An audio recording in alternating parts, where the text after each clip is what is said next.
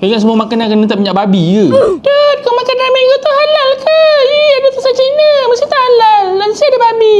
Kau ingat aku ni main beli je ke? Mesti aku tanya seller. Produk dia mostly semuanya halal. Cuma yang ni adalah produk baru tapi tak ada logo halal dan Muslim friendly. Dia tak ada benda yang main pekek-pek lah tak dalam ni. Kau ingat semua makanan kena letak minyak babi ke? Dekat bahagian belakang ni ada ingredient dia. Jadi kau jangan risau, okay? Dia siap ada nutrition lagi. Dan pada masa yang sama, dia punya ni murah gila. Dia tu dah sold out of stock. Hari ni dia dah restock, jadi kita promote lagi. Dia punya mangga ni kau tanya aku lah. Dia dah nak dekat-dekat saing-saing dengan harum manis. Tapi below sikit. Dengan harga yang lagi murah. Ini 500 gram banyak. Satu lagi, mangga ni kalau korang letak dalam peta ais, dia tak akan mengeras. Elok je, masih lagi chewy sedap, wangi bau dia tak tipu. Bismillah.